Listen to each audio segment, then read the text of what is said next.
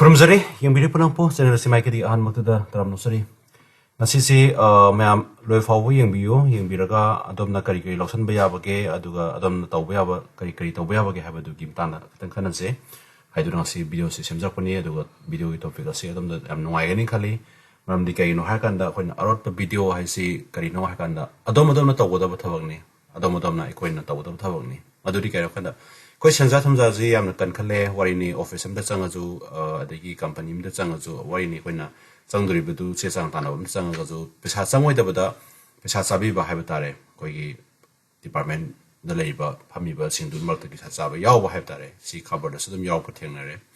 adu khaki wan thana cover yaw re hadana koina masi active oi je haib na te maram de koina pam jada ba pot ne hai tare senja thamja ta ba office mongda sabam thok to pesa chaba ade koi mina ju thok to kitang thuna lotion je hairaga di kitang khoi sa piraga chappi abiki sum system sum chat khibduna ekoi da sum yarani torok poduni adubu haiba se koi kamai tham thengna mina tage hai kanda samna da ai haijar ke siloi phajan ta biyo pada tar kanda karino hai kanda khangani ai haijar ke madudi koina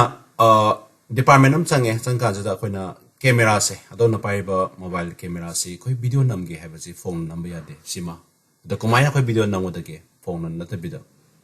sima aduga adon na video na me ju kumai khangaloi da ke aduga hai ba mobile du atopa mi da pira phawda video on taw ini record on taw ini pira phawda hai ba mobile du da video na me ji kumai na khangaloi da ke adu ma thata ma khoi na video number nam da bra check taw ro yeng ta targa su hai po da si uhanda ba ya ba kamaini ya ge hakanda madugi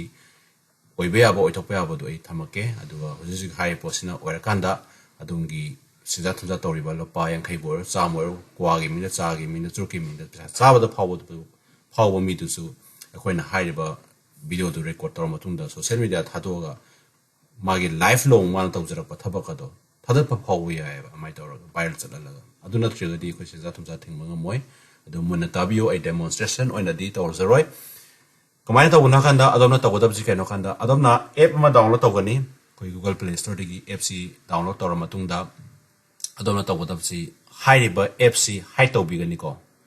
loi fawa yeng da gadi loi fawa ta da gadi adomna kai no to du si khang moi maram di adomna Google Play Store da adomna tv ga da si kai no kanda koi background video recorder hai na tv gani sigi background video recorder si adongi mobile da sigi application si install to godab ni install to ra kanda hai ba background video recorder install to matung da samaina tholakani ko si condition je video recorder record anything easily and unlimited anako samai lei do hai posi akoina record tawra matung da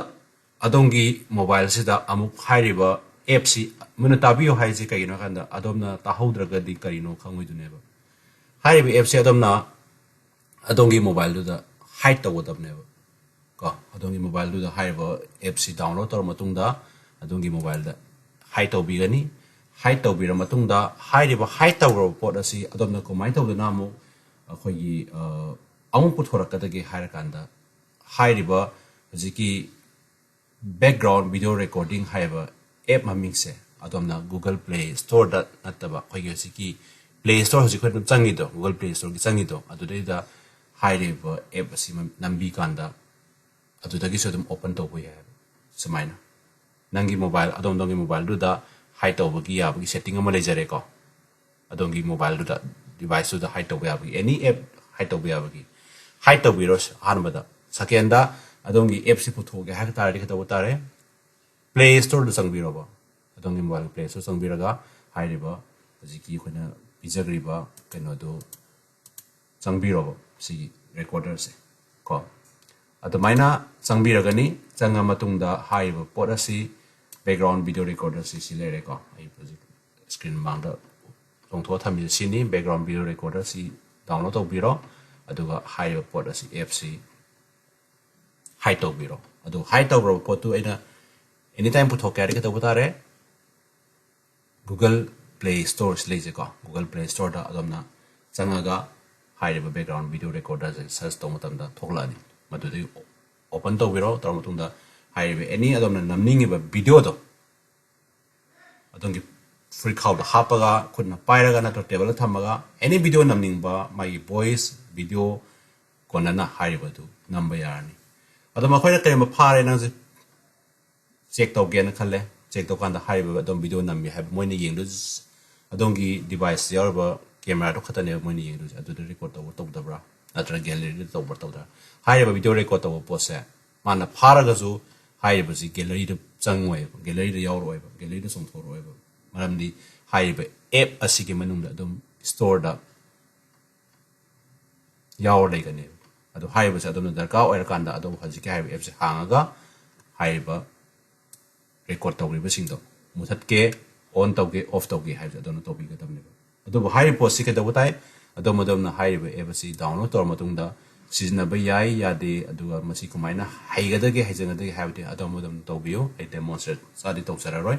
utsararoi maramdi kaino kanda adom na haina bahana honabiyo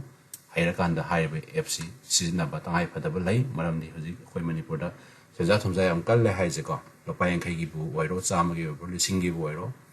haib je record tawra ko sagi mai tulop chadana sarkar gi thabak tawriba tulop chadana leijar mi sing du akoina social media da viral salan bai tare amaram da sting operation to bai tare hai por se tawdri ngai khoi gi system da dum corruption ai posi apik boy ra so wor taw le ne ko adun se koina uthok pa khangan ba ma thok tai adun maram kan background video recorder si tangai fadable lai aduga any department da koina chang kan da so mobile switch off thambiu hai lai bani kada bu switch off tham do na mobile khamoi sengna niyom chumna taw ga ka di mobile record taw ma thok ta de kada bu mobile record taw hai bano masi channel roi da bani mam da ko silent thambiyo hayo mobile ring lakpada disturb tawi silent thambiyo hayo department gi na to theto pibe ya ba mobile record mobile bu sambada thingba thamba ya de mobile bu sanjasno tawada bu mobile switch off thamu hai bagi mota signboard theto don notice theto na mobile switch off thambiyo hai ta bado adu hai ngano mobile silent thambiyo hayo ring lakpada disturb tawi ha gadi kari mangi switch off thamu hai no maram di kai no handa adomna anora uthup tawbodu number yadani ngai gi pot ama yawra haiba posine ba koina leirisi adu department ko dimota loina aranba tawre habadi haiba nate adu bai koina lopa yang khai gi mingda chama gi mingda sida thumsa tawbosi leijada mi dadi haitare koina koidadi yamna chawba polum ma oi haiba tare ko adu koina kai ma thaba ma mai pakni ngai gi kai ma thaba ma tang thuni ngai dam ta koina sinja thumsa pibai thawok jisu haina bi jisu thamoi dabni haiba wai jisu haijaningi adu haiba app semtang download to view ai mamang thamjagi bedoni amte tan ninjinjage ahambada app si download to birani tor matungda adongi device da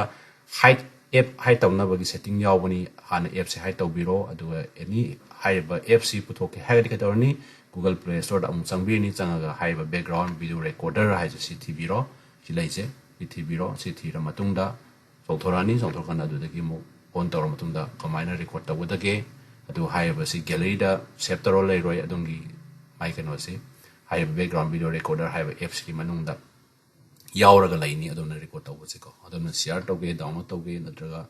atopa mi wonda upload to honge khota to honge ha so adom gi wakhallonda laire hai posam tong sinna view hai ba waidu hajaninge aduga video se tension jage maram de ina thamjari se kai mangin hakanda khoi gi singa thamja so se thingna ba koina pamjaba hai tare hamtang thingba pamba atu bai koina sting operation nam satpa adagi sting operation taw ge haragati akoina sima posi yam tangai phadaba laiba haib tare ko adugi mtang thamjabani hamtang adom sinaraga koi manipur gi sinja thamja tawriba lupa yang khai mingda chama gi mingda tawriba singse amutang leibak meeyamgidamakta social media da viral amtang chalalaga manipur da gi sumba baru phangna muthanna ba pose amutang government da khoina leingakta khoina support toba amoina tawmina si haiba wai sai jaga yebiri puno khumutang sta tension jage thagasai puno